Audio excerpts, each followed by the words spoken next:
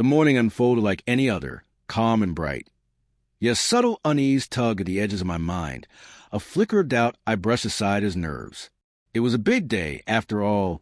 My wife's sister was getting married. The venue was a countryside estate, nestled among wildflowers and old trees, where the air smelled of roses and fresh soil. Sunlight streamed through the branches, dappling the lawns with gold. Guests moved like poetry through the gardens, dressed in flowing silks and tailored suits, laughter rising and falling like a soft chorus in the distance. Anna, my wife, looked breathtaking. She wore a deep crimson dress that clung to her just right, her hair cascading in soft, deliberate waves. She smiled often, posed for pictures, leaned into me like she always had. I did my part too, smiled on cue, raised glasses and toasts, played the devoted husband. But beneath the charm, something inside me whispered a warning. A quiet restlessness stirred in my chest, and no matter how I tried to bury it in celebration, it clung to me like a second skin. The ceremony was flawless. Her sister walked down the aisle with grace, every step heavy with joy.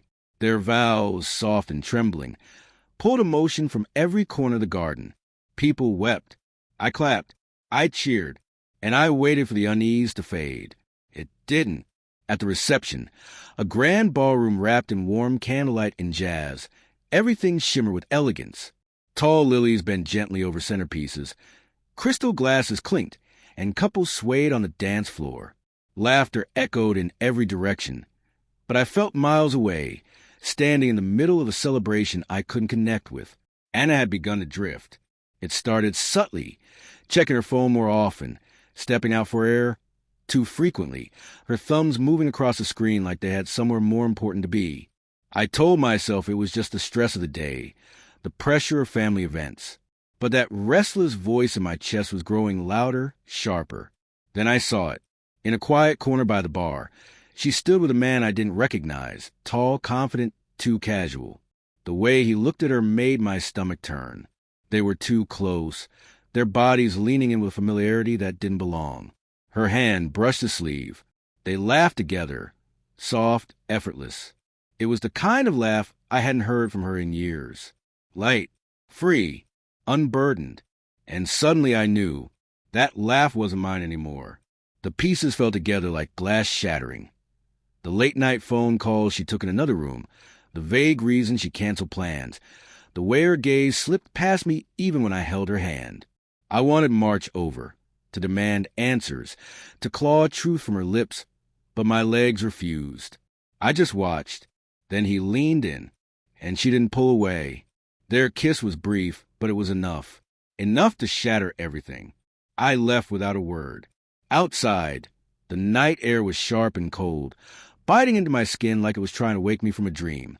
The garden, once vibrant, now felt hollow and distant. I called my closest friend, not even to speak, just to hear a voice that still made sense. On the drive home, the image replayed like a cruel film loop. Her smiling, his hand on her waist, the kiss. When I got home, I didn't wait. I packed a small bag, just essentials, a few clothes, toiletries, a couple of keepsakes that still meant something. Then I sent her a message. 4 words. It's over. No accusations. No fury. Just the truth. Quiet. Final. She called. Texted. I ignored it all. Days passed. Then one evening, she showed up at my door. Eyes red. Flowers trembling in her hands. She was shaking. She begged for forgiveness, voice cracking on every word. She said it was a mistake, that she was confused, that she loved only me. I listened. I let her speak every word, even as each one landed like a fresh cut. When she finished, I looked her in the eyes and spoke quietly. You didn't just betray me. You betrayed everyone who believed in us. Your family, your sister. I can't forget that. I won't. She wept, reached for me, but I didn't move. Some betrayals run too deep. Love, no matter how deep, cannot survive where trust is dead. She made her choice. Now she had to live with it. Time moved forward. I poured myself into healing. My friend became my anchor. I returned to the parts of myself I had long neglected. hiking through silent trails, reading the books I once loved, losing myself in the quiet places where I could finally hear my own heart again. Slowly, I rebuilt a rhythm not of survival, but of living. One day, months later, Anna reached out again. She said she'd changed, that she was ready to fight for us. But I didn't respond, because by then, I had found something better than reconciliation. I had found peace. The night of the wedding had been the darkest moment of my life, but it was also the beginning. In losing what I thought was everything, I found myself.